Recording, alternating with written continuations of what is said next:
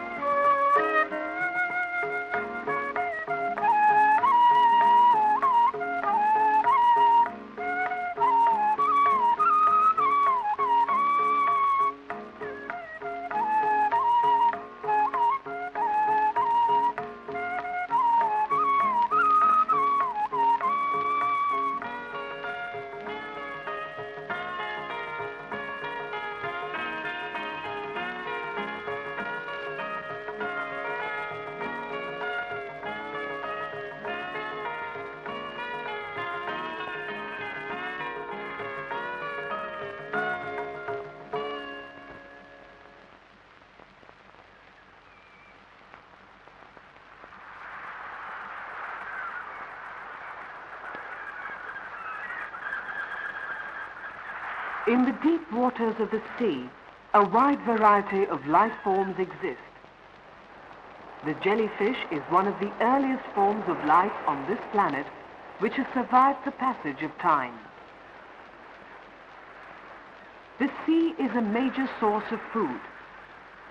The heavy rain along the Canara coast and the large volume of river water merging with the sea makes the seawater less saline, which provides an ideal condition for the growth of marine life.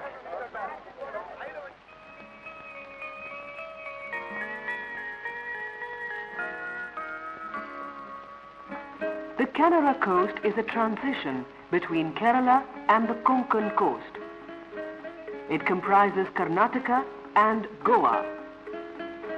Rocky cliffs dominate the coastline. This area provides the geologist with an abundance of rock formations.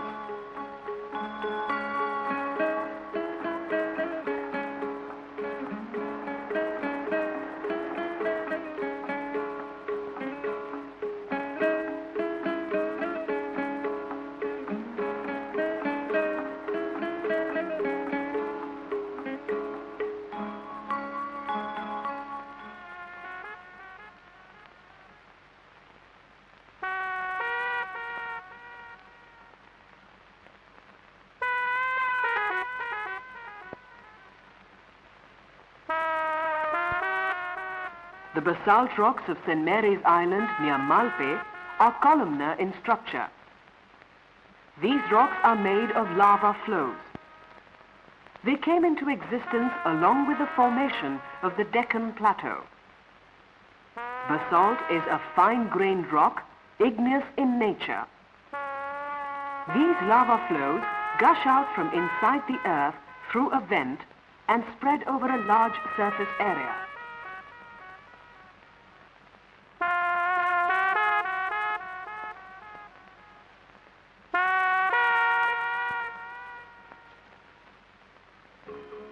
The rough, shallow sea does not allow the development of natural harbors. Most ports on this coast are small, and some are used only for local trade. Karwar is fairly well sheltered, and hence is a natural harbor. It is located on the Kali Nadi, which flows from the Western Ghats.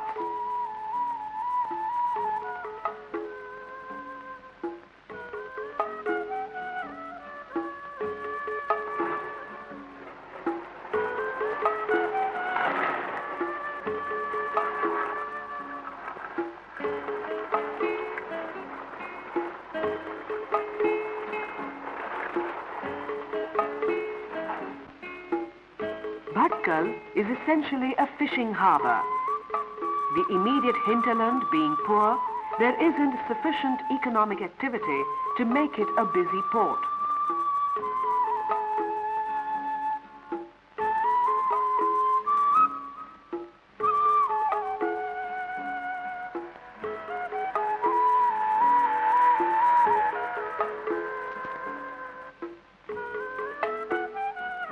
Today, Honava is only a small town in spite of being one of the oldest cities on our sea coast.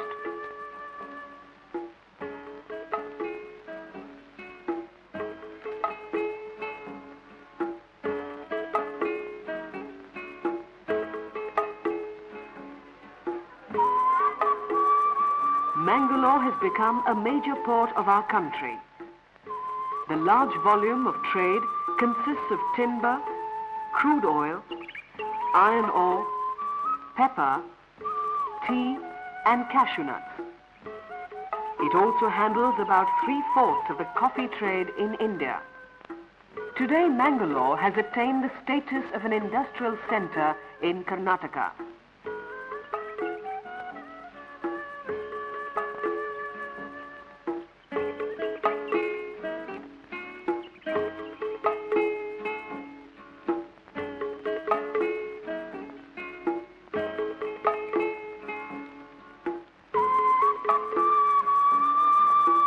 Fishing is a major economic activity on the coast, both for domestic as well as for export markets. Fishermen use traditional as well as mechanized boats.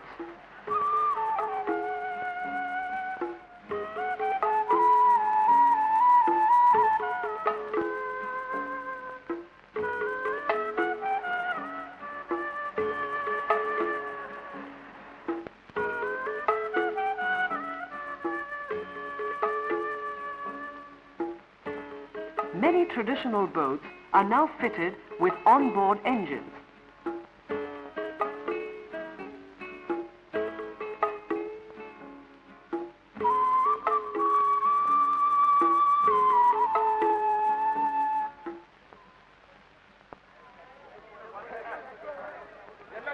The Malpe Fisheries Harbour is a major center for fishing.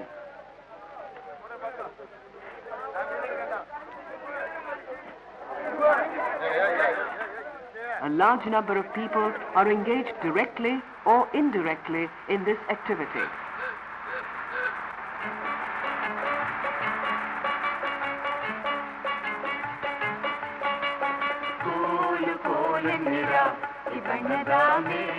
As each boat comes in, eager tradesmen gather around for the auction of the catch.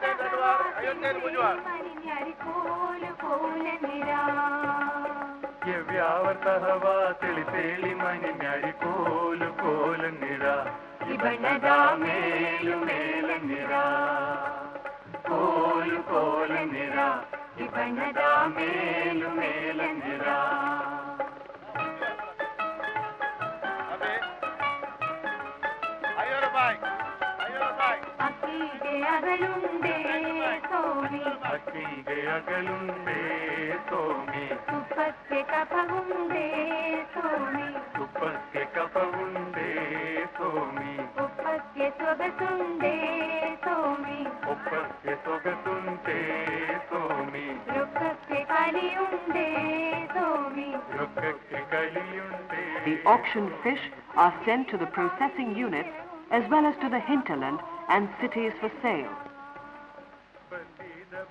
But there is an air of despondency.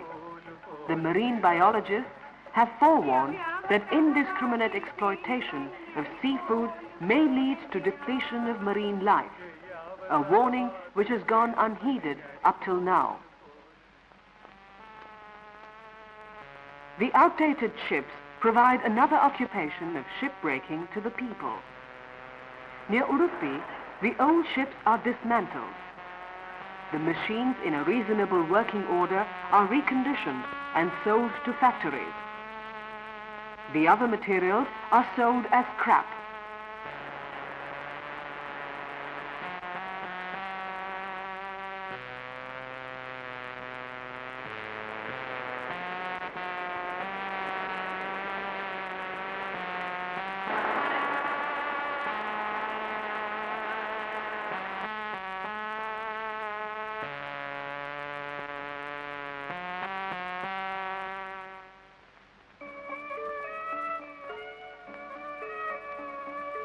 The coastal area is hot and humid. Duration of the rainy season increases as we travel further south. The coastal plains receive a high amount of rainfall during monsoon. The windward side of the Western Ghats receives the highest amount of rainfall in the entire western coast. The narrow plain along the coast is interspersed by mountains and hills. The high rainfall areas are devoted to the cultivation of paddy. In certain parts, as many as 3 crops are harvested in a year.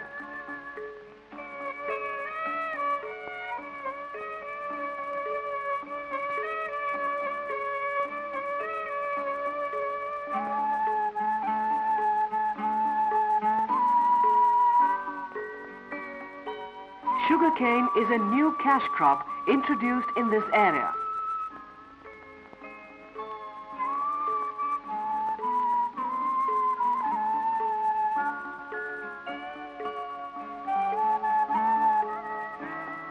Cultivation of coconut, banana and pepper are also undertaken, though on a smaller scale.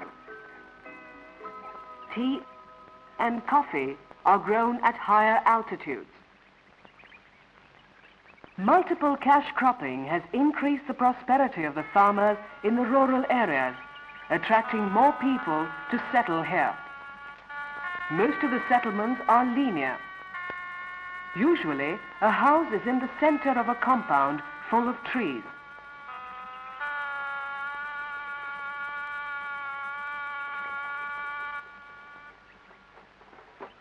People of different faiths live together and take part in each other's social activities. The Shera is a festival in which all, irrespective of caste and creed, take part.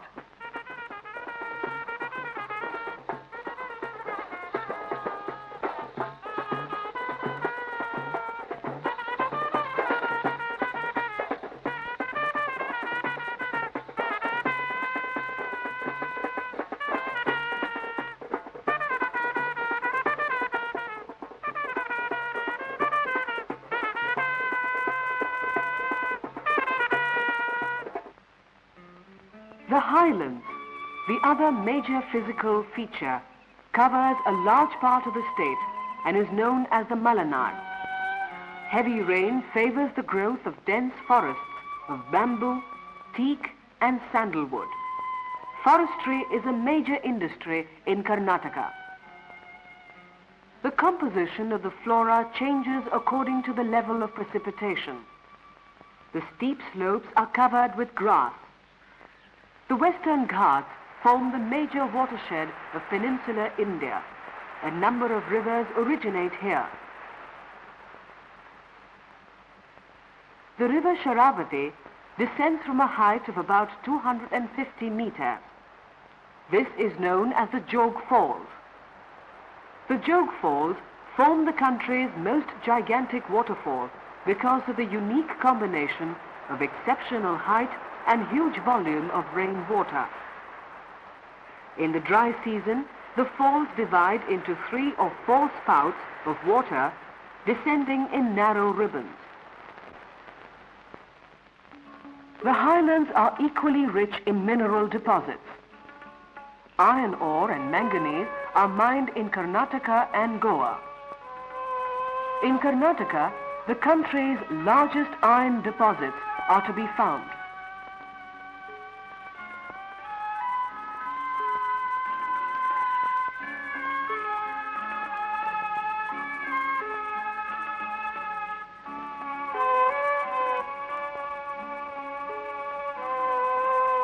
In the picturesque surroundings of Kudremukh are located the iron ore mines.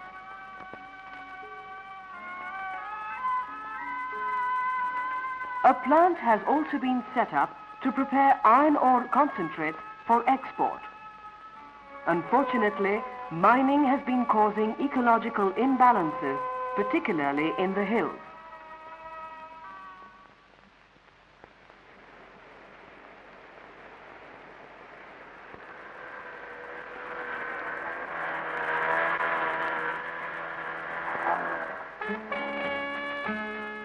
Goa today is one of the smallest states of India.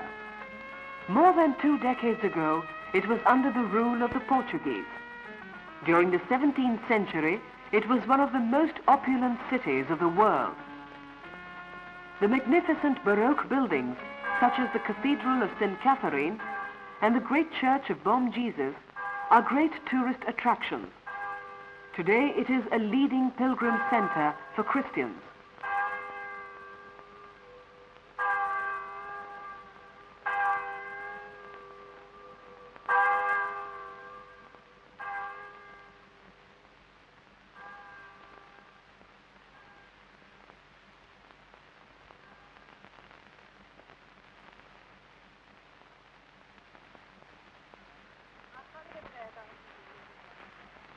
The main occupation of Goanese is agriculture. They grow paddy, coconut, cashew, and spices.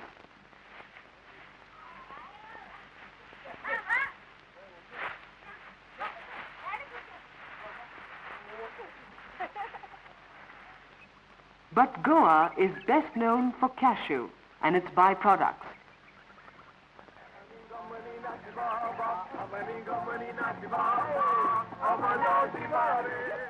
The long association with outsiders has resulted in a high degree of cultural fusion. The influence of the Portuguese can be seen in the dress and cultural life of the people, even in rural Goa.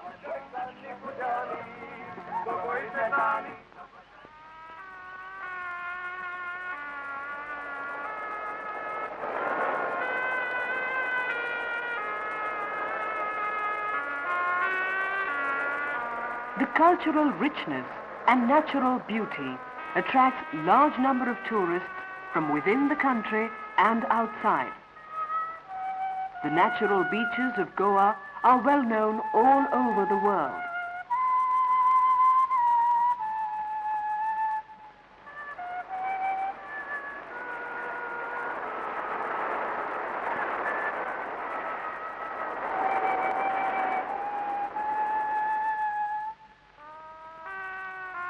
Marmagoa and Vasco da Gama are the two trading centers. Marmagoa port is the most well-equipped port between Bombay and Cochin.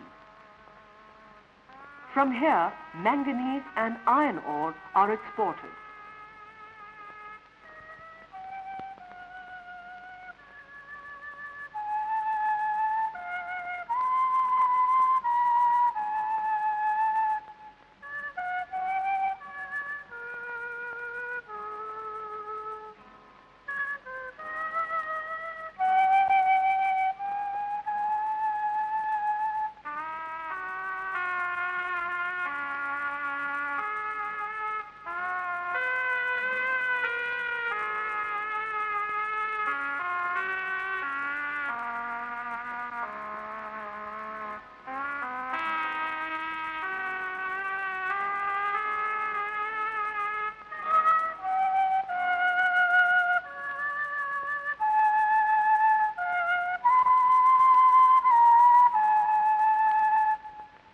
As the night sets in, the long day's activities draw to an end.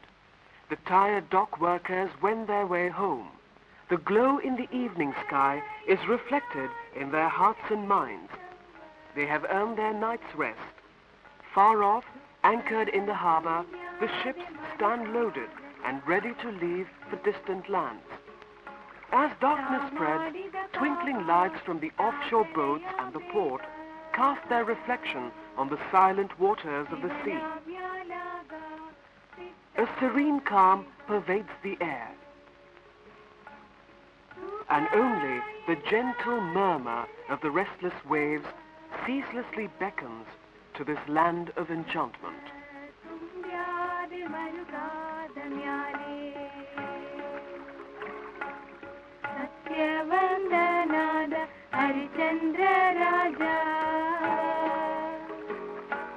ಹೆಂಡದಿ ಮಕ್ಕಳ ಮಾರಿ ಋಣವಾದೀರಿಸಿದ ಓಲೆಯಗಳಾಗಿ ಸುಡುಗಾಡು ಕಾಯ್ದ